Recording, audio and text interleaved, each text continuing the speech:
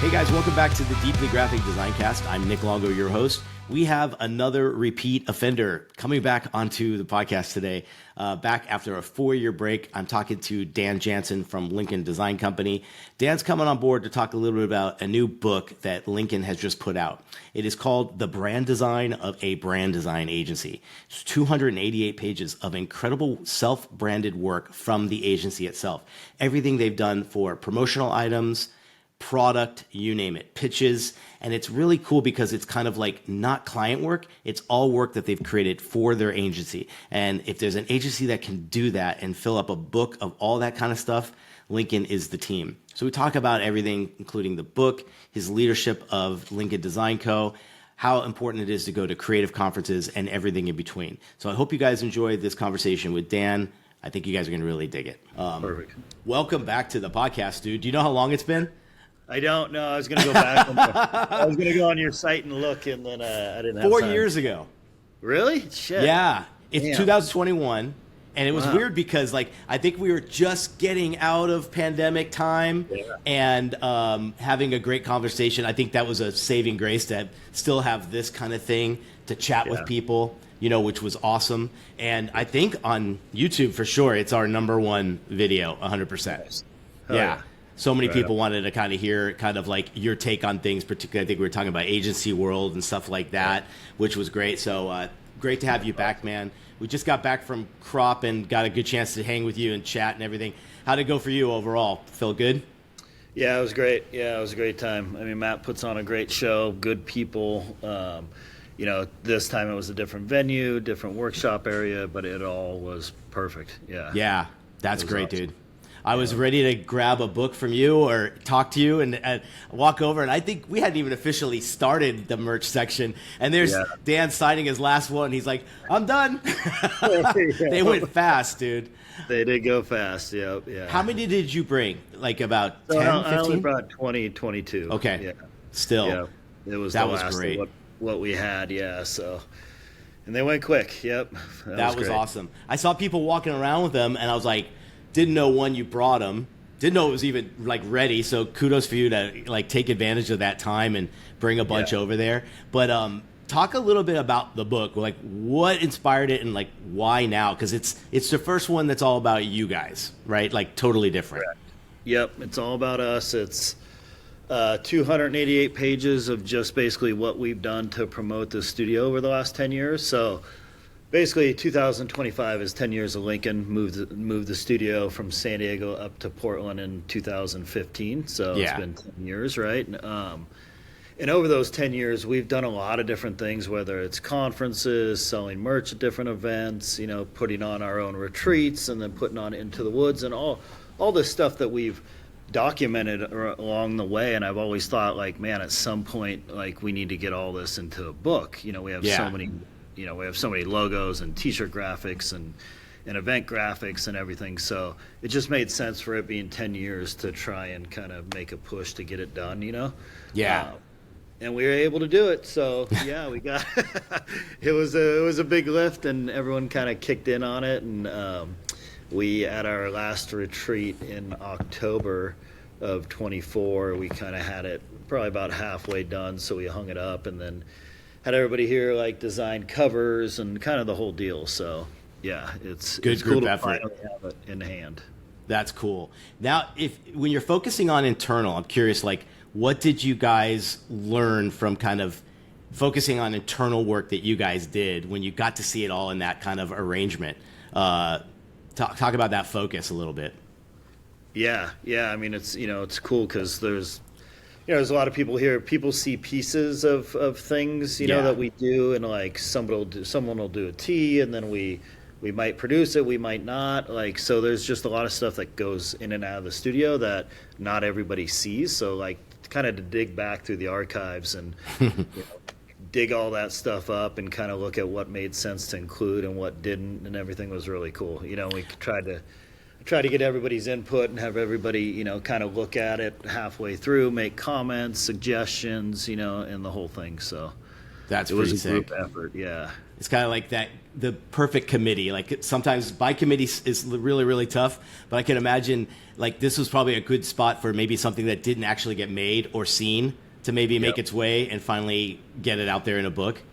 Absolutely. Yeah, exactly. There's some like apparel graphics that are in there that we never really made. There's some branding pieces and things that are included, that never really went anywhere. So it was cool to dig all that out. Did you notice any evolution in the design process of you guys as you were kind of curating this? What did you see like as far as Lincoln's evolution? Was it like crystal clear, or were you like putting pieces together and going, shit, like this, look at the way this worked out?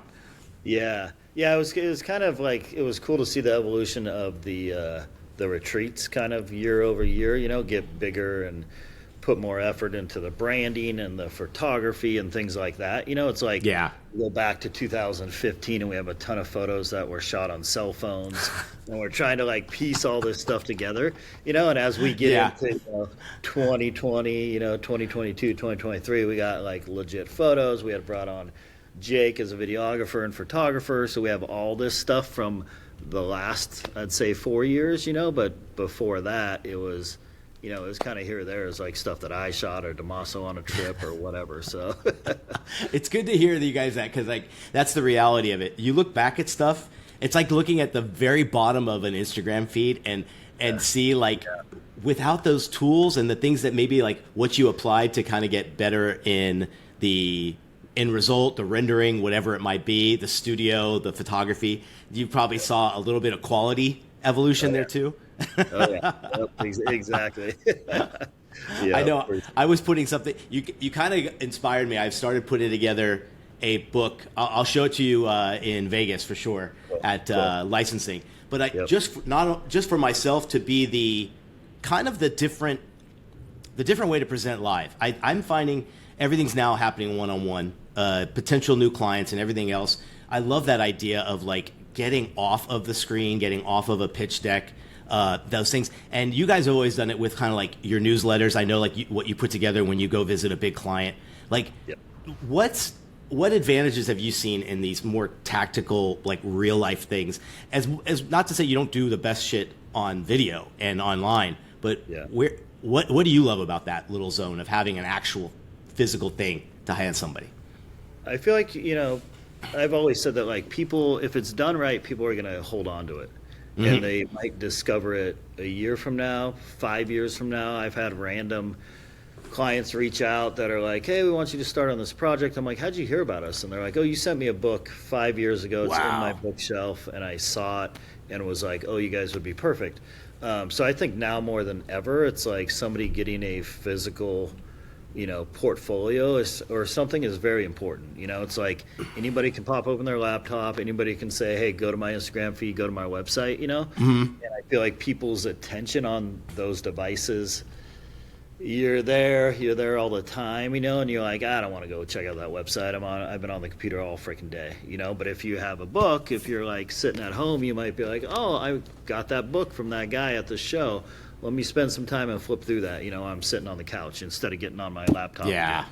So I think it's a call to like, I was waiting for this to happen because it's like, as much as the convenience of screens and everything else play a huge part of but you're right, it plays a huge part of your day. How about taking a little break from that and trying something a little bit different? And like, I love seeing even a young designer do this. There's no kind of excuse. You can make the smallest kind of budget thing that still feels a little bit. There was one that I had here. It kind of felt like what you guys did, but this was a Impossible did at a trade show.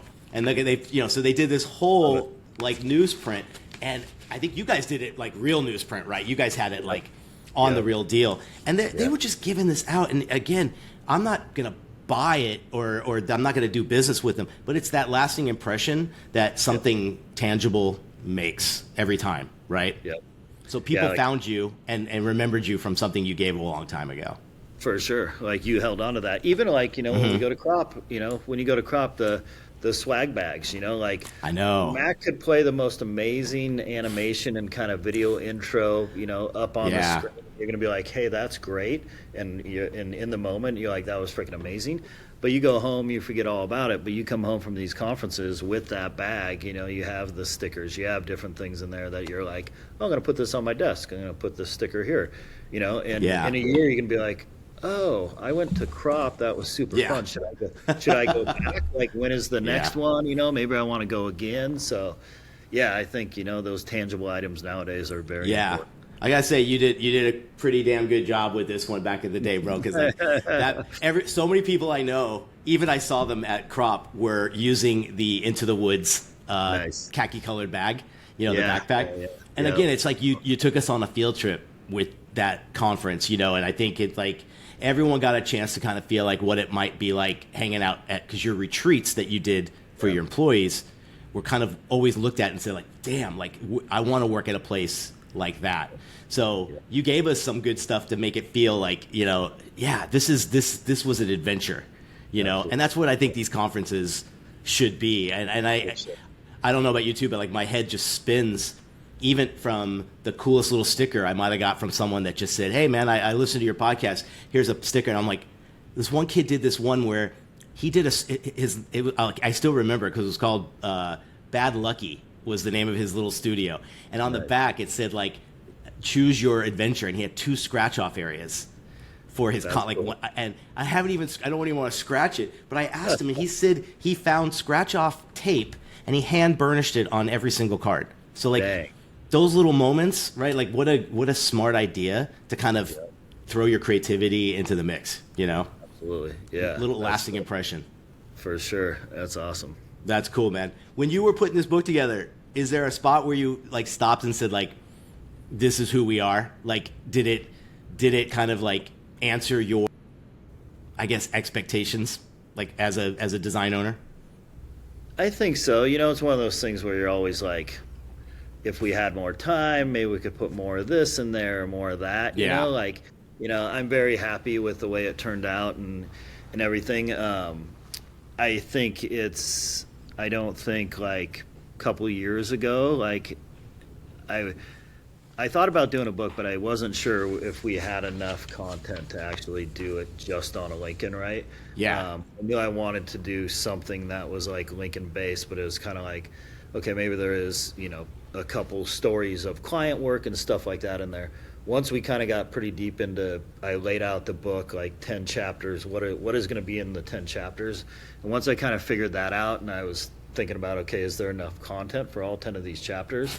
And started looking around. I'm like, yeah, hell yeah, there is. So, wow. Like, once it got to that point, then I was like, all right, this whole thing can just be Lincoln, and I think it'll be worth, people wanting to pick this up and look at it. I honestly did not think, and I told everybody here, and like Jillian, who does our social media, and she's our Swiss Army knife of designer. She's a huge champion for the studio, and she kills it. But she was like, "Dan, this thing's gonna sell fast. Like people are gonna want it." And I'm like, I don't know. I'm like, they want the Logo Mayhem book, and they want to see our portfolio work. I'm like, I don't know that this is gonna do that great. I was telling her, and she's like, no, trust me, it will. And then when we put it up for sale, in 2 hours, it was kind of gone. Our first shipment that we had, it sold out. So I was surprised because I was kind of like, do people want to read about this? Do they want to see just like our shit and what we've done? And I guess the answer was yes. So it's good. Yeah, it's cool. Yeah. She's probably the perfect blend of like being somewhat in the sauce, but maybe, a few years in and knows the value, I think, that a typical fan or anyone that admires your guys' work would instantly say yes. But then I can understand your perspective saying like, I don't know, like, it was just being kind of humble, you know? No, exactly. Yeah. I was just like, I'm not sure, and that's kind of James, James Martin is always like, he's like, you're too you're too down deep in the weeds on the whole thing to like, to step back and like realize that there are people that want to hear from Lincoln and you and everything, and I think that's a lot of times that's what it is, I'm just day to day, so. Yeah. Was there anything surprising in looking over this stuff that you either forgot or kind of went like, whoa, that was a moment I won't forget, because it's probably like a great timeline for the last 10 years, huh? Yeah, it was a really good timeline. I mean, I could have included a lot more. Like, sure. photos and things from conferences is what I kind of wanted to do. Yeah. We had that chapter laid out, so I like touched on crop, touched on Creative South, like, but I couldn't show everyone that we went to, and had to leave out some really cool photos and events and things. But I mean, one of the cool things I thought, and what I got a kick out of, so at the end of the book is basically a team section, and everybody has an interview in it. Oh wow, what a great idea. Yeah, and so Mark Bricky basically sat down with everybody and basically over video interviewed everybody, right? And then he broke it all down, wrote it, kept it all to one page. So it was really cool. So then he sent me the recording, and he's like, hey, you need to go through and listen to like what everybody said. Wow. Then I didn't actually have to go back and read it. I could actually listen to it, and it was the full. He had cut out a lot for the book. Sure. But that was cool to see, and just hearing, like, he had a lot of great questions for him, and just as far as like what does Lincoln mean to you? When did you start? What about the axes and things like that? So that was cool. That was kind of a highlight for me, was that last section on the team. That's fantastic. You could almost like market that as something any business owner should do in a lot of ways, is get to those key individuals, interview them, find out what it means, for them to work there and everything. I'm sure you probably heard some incredible things that that you've probably heard before, but like to hear someone take the time and kind of explain certain little key moments there and everything, that must have been awesome. And then the ownership, how is the team reacting to it? I mean, like now that they're kind of, they've been a part of everything obviously thus far, but this is all about you guys together. How are they digging it? Yeah, they're digging it. Yep. Yeah, it's cool. Everybody's got some, either whether it's designs or photos or whatever, everybody's included. And yeah, we tried to do a good job of kind of spreading it out, make sure we hit everything, and, gave people the credit that they deserved and everything. So even down to like our vendors, I tried to highlight, if we're showing like lighters that we made, I tried to call out, hey, Wazarko made those, go check him out. Like just all the different, because we've come across so many people over the years, that have helped build this thing, whether it was, producing product for us or whatever it was, even like podcasts like this. Like I would have loved to, we did a section on the Chop Up. I would have loved to have done a section on like all the different podcasts we've been on, but there wasn't room for it, Yeah. Part two. Yeah, part two. Exactly. Oh, yeah, now you have that laundry list. You're like, I didn't think I could fill a book. Now I'm like, chapter 9. Like, let's go. We got plenty to go here. Totally. Yeah. We'll talk about this part a little later, but I want to ask you about like young designers that will check this out. What do you hope they'll get out of this? Because it's like you got a great fan base with so many young designers. What do you think they'll take to heart the most going through this book?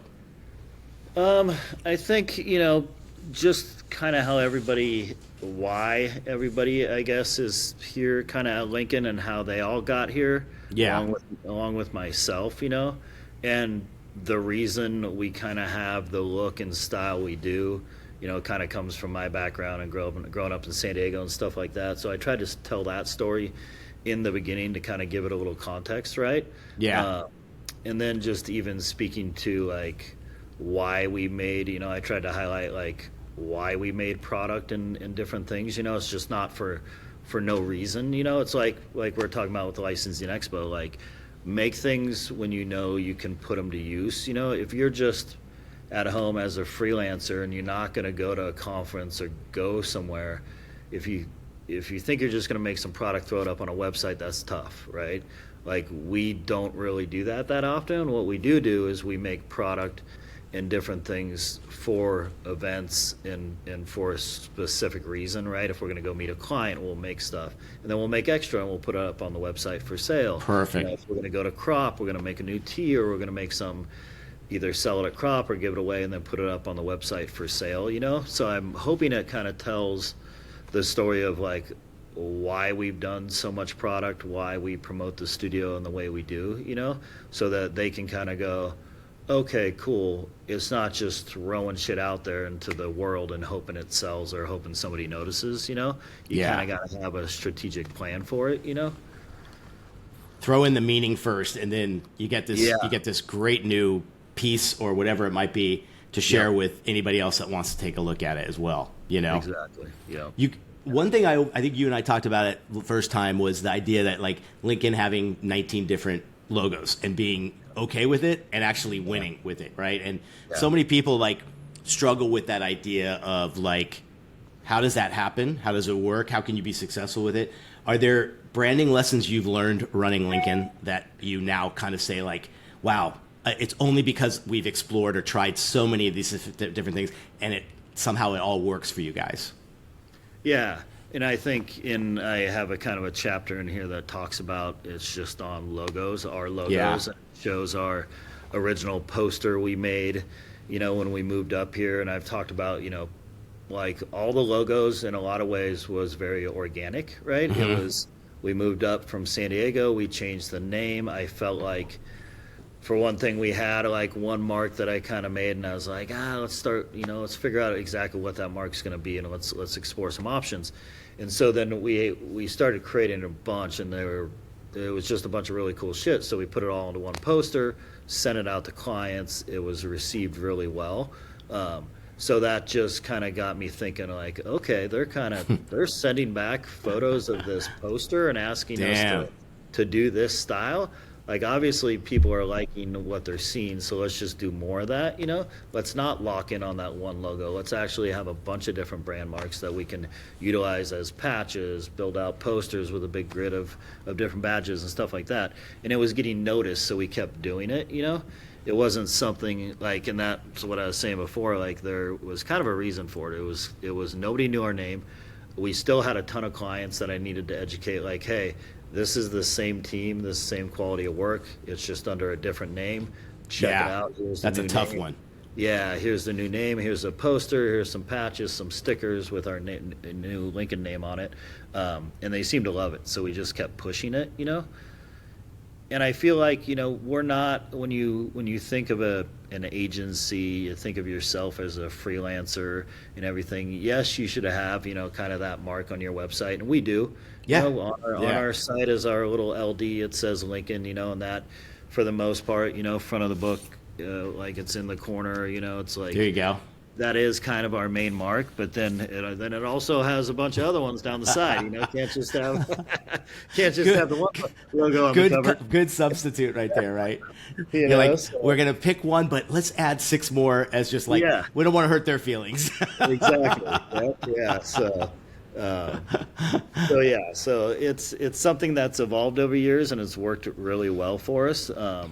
But like I said, it's not like we are producing a product, like a shoe or a phone or something where that it's needs going to be that. out. Yeah, it's going to be out there, and you're going to have this repetition of people seeing it over and over and over, and you need them to remember what that is. We're in such a different business, in the service business where in reality, does the client super care about your logo? Yeah, kind of, but I would say you look at some of these big ad agencies. I'm a big fan of Turner Duckworth, who's done a bunch of amazing work. Like their little logo, they got like a little explanation mark that's their logo. Like nothing great at all. The work coming out of that studio and that agency is freaking amazing, Yeah. So that's where I didn't want to like harp on it too much of like we're just going to kill ourselves trying to land on that one perfect mark. Let's just do a bunch that we love. You figured out that's like the ultimate dilemma to every designer. I think you guys almost figured it out with a way of doing it that way.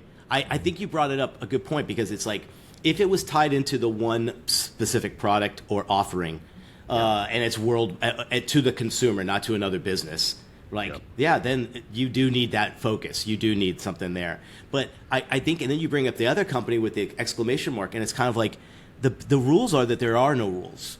It's like I think there's a matter of like being able to do what you think is best. I always say like lead with something like that, don't follow. So like that inspiration of what you guys have tells me like you weren't asking for permission, you just did. And I think a lot of young designers don't feel like they have that ability. What would you tell someone like, even if it's making a mistake, but you tried, like how does a young designer get that kind of like instinct to take a chance with something, either on their business, with the client, reaching out, cold calling? Yeah. I feel like if you think it hasn't been done or you haven't seen it much, then like go for it. Like do it. If you're seeing it, and you're kind of developing, mark for yourself as a freelancer or whatever it is, and you're like, this kind of looks like that, and you kind of like it because of that, you associate it with something that's really good, and you then take a step back and be like, no, throw that one away. Do something totally different.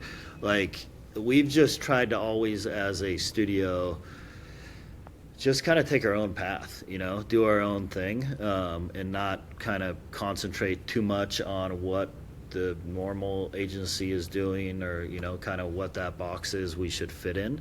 Yeah.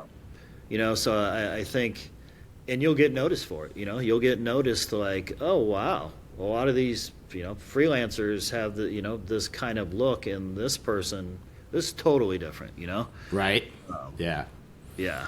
I'm a big fan too of, like, I think for years designers designed for other designers, and then you realize that's getting you nowhere. What you need to design is for the potential client ahead, and and then look at what work you guys get. It really does fall in line with the attitude and the whole perspective I think you guys have produced as a agency, right? Yeah. Everyone can hear your name and know what you can almost just picture what that vibe is.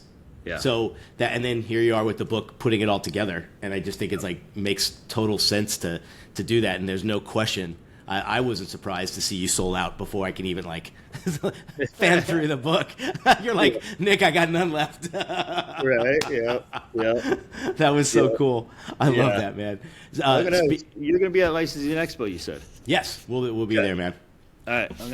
I have a couple extra laying around. I'm gonna put wonderful. One. That would be great, dude. I'll leave some room in the bag. That's always a good one to get some freebies and some fun stuff from. But speaking of that, got to hang out at Crop. We both. I think this is your second or third time going to licensing, right? And you guys did a booth one year. Yeah, we did a booth one there. I've been there four times. The one time I had a booth. Yeah. Yeah, I love this one because I bring it up to so many people and they go, "What is that?" First of all, and why are you going? And one of the things I want to ask you about is, like, do you find, again, thinking business first rather than creative conference, because this is not a creative conference, it's licensing, it's where big brands come to talk to IP owners and hopefully engage in some kind of like promotional, thing or partnership.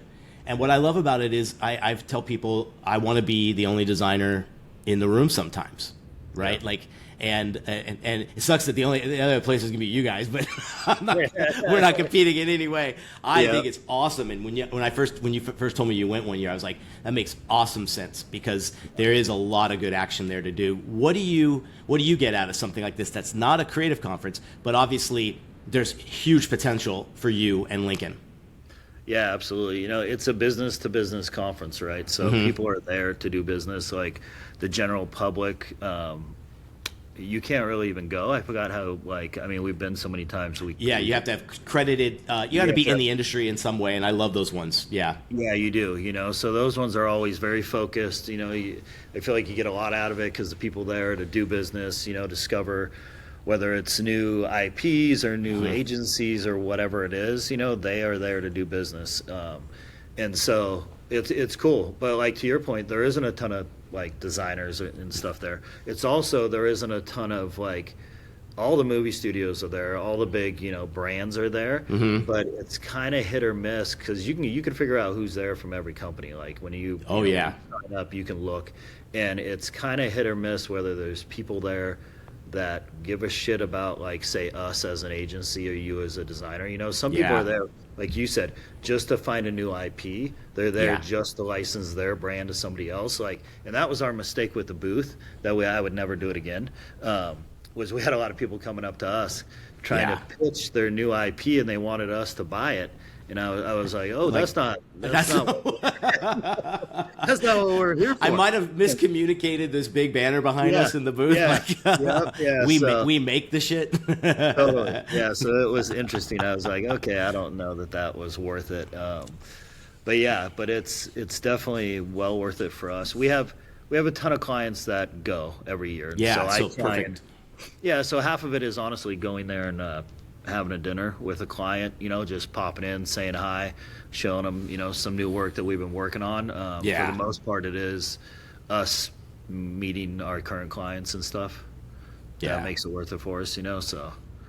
I really think people got to think a little differently on where their next kind of maybe event or space might be. And you'd be so surprised to know that, like, even going, I've been using the Food Expo one as a great example too. You go there and you got something like 1,700 companies in the food and beverage space, which is what I love to do the best. And guess, they're not coming there, like you said, they're not coming there to find their next brand designer. But if it's got it on my badge, and we start talking, I've had people go like, we've been thinking of a rebrand, and boom, there's your moment, right? There's your moment to be like, there's nobody else here. It's just us. Let's talk. And licensing is very similar, because it's like, again, it's one of those ones too. I think what part of our job is to kind of know your finger on the pulse of whatever's happening. Pop culture, music, industry, you name it, literature, film, it's all there. And sometimes I'm like, that's really big right now? Oh, okay, make a mental note. Kind of have that kind of understanding of, because you want to be ready for whatever industry comes your way as far as a client goes, right? Yep, absolutely. And even, if you're a young freelancer and you can't get out, find things in your city, if it's like a beer festival, perfect example. Go to a beer festival, hand out a couple cards, ask them, if, find a brewery that has some really shitty branding, and leave them a card and say, hey, have you ever thought of, changing up your marketing, and, let me know. I'm a local designer. So isn't that great? Yeah. Even stuff I love like that. I had the whole reason I get to go to food expos, I use my teacher card to get in, and I bring about 10 students. And we even have to sign a thing saying that you can't solicit or do whatever. You're just there to walk around. But man, my kids, they were killing it. They had their little business cards ready, and one kid comes running back to me. He's like, "That husband and wife over there, man. Like I showed them my stuff on the phone, and like we're gonna talk next week." And like they're like, "Damn, that's exactly why you get out of the norm and go to these places where you're going to be the only one." Yeah. Absolutely. It's so smart, man. It's exciting times, because I think sometimes it's like, I know how hard it is for anybody in that age getting into the real world right now. You need those little wins, those little things to kind of make you feel a little bit better, Sure. Yeah. It was cool. It was really cool to see it. What surprised you the most about Crop, or even just the moment in time, the people you met? What surprised you the most? I would say I thought the venue was amazing. I thought, so nice. Yeah, Tad Carpenter's talk was fire. I've shared a booth next to him at Crop before. Yeah. I had drinks with him before. I didn't really know his whole story, and the way he weaved in like his kind of childhood, the fun and play, ending on like this big project that he ended with was like, it was really cool. And so we have a couple my takeaways from that were all the talks and kind of the way they weaved in just different things, whether it was like an event in their life or a struggle or whatever it was. Like those are the good ones. Like nobody wants to see a portfolio show, at these conferences. You're hoping to get some kind of little nugget to see something that, went well or went wrong, and explain why. Or explain like how you got to where you're at, type of thing. And I think everybody did a great job of that, Right. And we good storytelling. Yeah, good storytelling. We have a couple talks coming up this year, and I'm trying to figure out like what is it, because I got a lot of great ideas from those talks at Crop that I'm gonna try and up our game when it comes to speaking this year at those two events. So yeah, that was awesome. I gotta say, like, the community that we are blessed in is so, man, it's just so good, dude. You got every age group there. You got everyone feeling of equal kind of value and enthusiasm, which is obviously really, really cool to see. And that's the one thing that really, I think you bring up a great point too, is the storytelling in the talks were so good. It was a refreshing thing too, and this could have been on purpose or not. Maybe it was just natural, but it was nice to feel like it was a very analog 2-3 days. The presentations like you said, more storytelling, more about how I got here, less about any technology or AI. It was like, it wasn't even like brought up. It was just a good feeling to be like, yeah, this is almost back to basics. Yeah. I felt, you know, Yeah. Yeah. and I'm getting caught up in all the other stuff on a daily Totally. basis, Yep. either in business or how we teach it. But I felt like that was the coolest feeling, you know? Yeah. Yeah, we get bombarded with it all day. You're right, and I didn't totally think about it until Jessica was the last the last person to talk, and that was one of the first things she said. She was like, I forgot exactly how she said it, but she was basically like, "Fuck yeah, I didn't hear AI all day today," you know. And Yeah. I was like, "You're right." Like nobody talked about it, like, and it was Yeah. actually nice, you know. Like, Yeah. yeah. I was getting emails from some faculty members right at that time, and they were saying something like, "Oh gosh, this new report came out, and it's blah blah blah." And I'm like, I keep saying I'm like, guys, we will get to control just how far this goes. Yeah. We're an army, right? Yeah. And then I wrote back and I said, by the way, I'm at this thing for like 2 or 3 days, and there hasn't been one mention of it. And it's like, it's gonna have its place, but guess what? We get to control the real part of it, the human part of it, and trying to stress that a little bit more.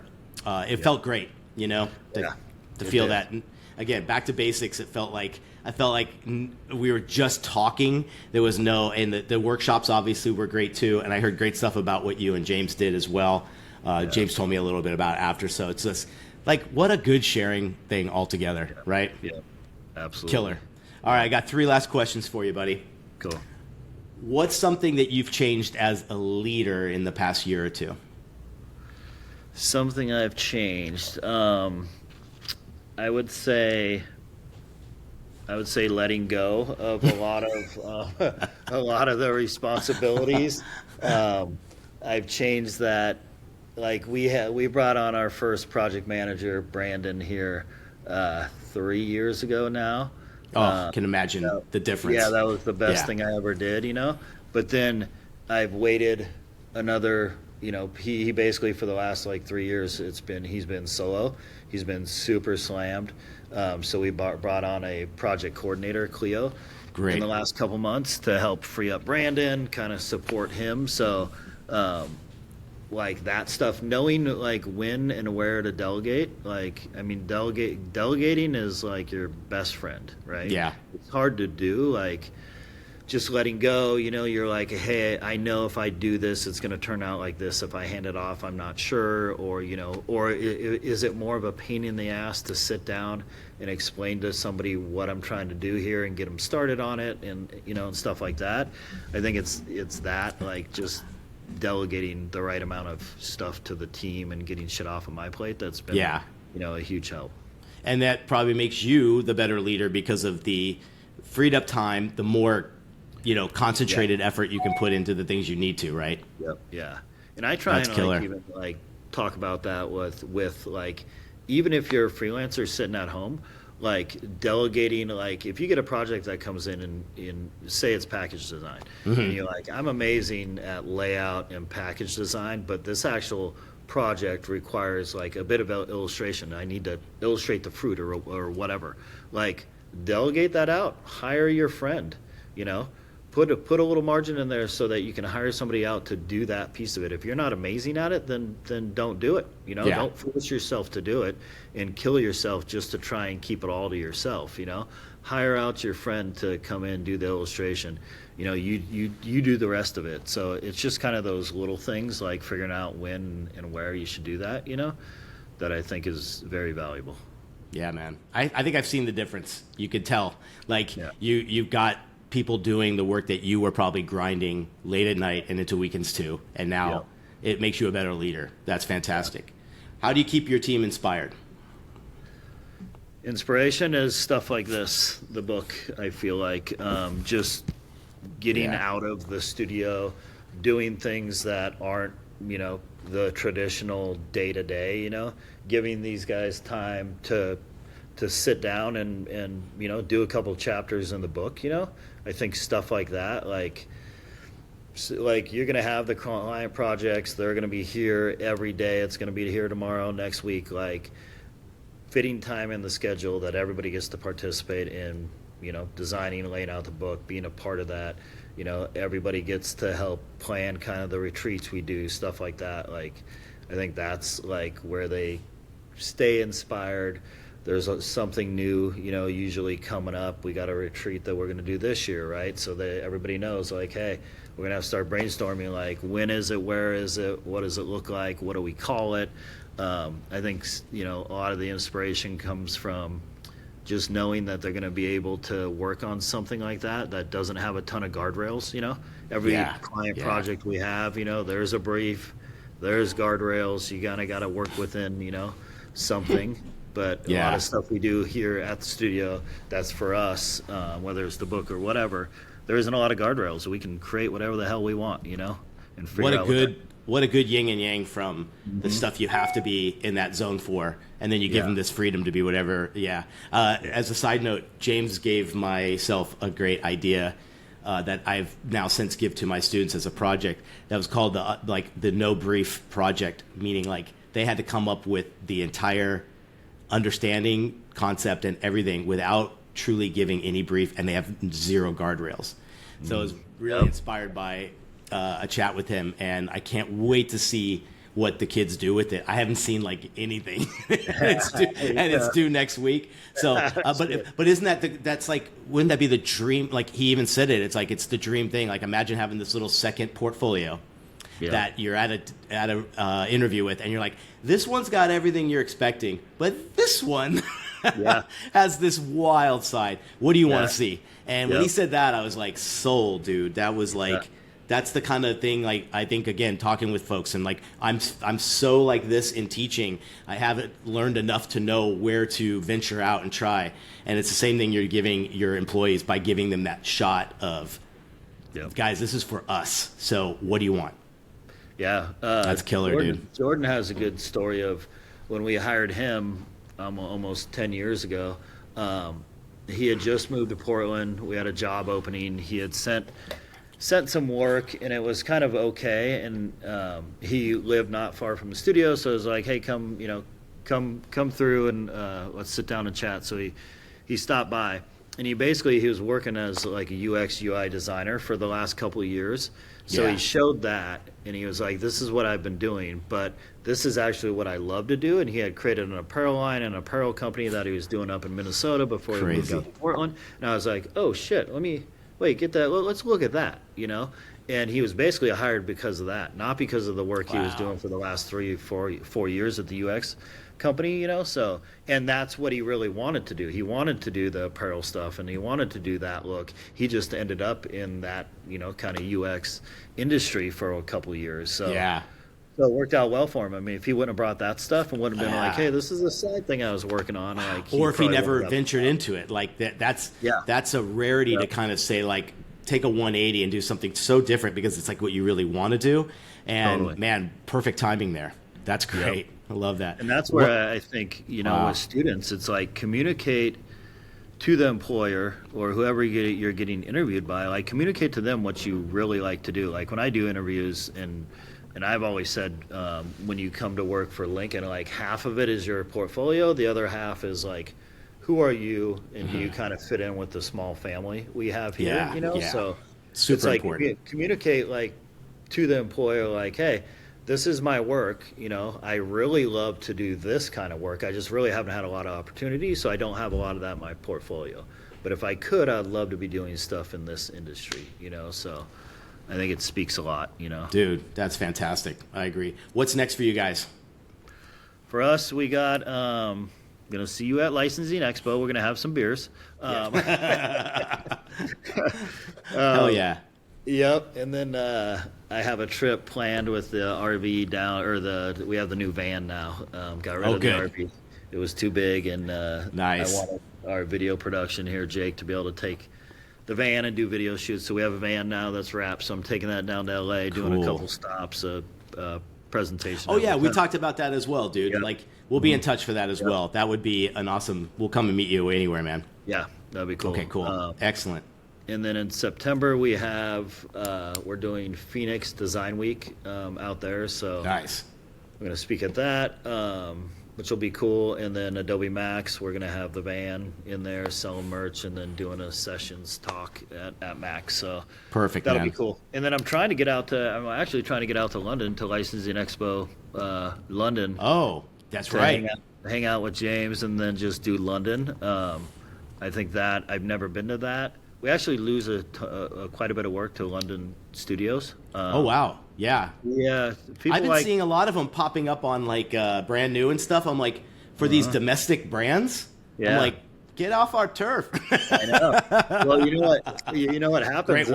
Great work. Yeah. Well, I've also heard, like, I've had clients tell me like it works out well because, when we're working, the time. You hand off a project, you go to sleep, they're working on it, you wake up and you got shit in your inbox and it's already done, Yeah. So it can work out well at times, so I want to go over there and kind of talk and hang out and see if I can get the reverse effect.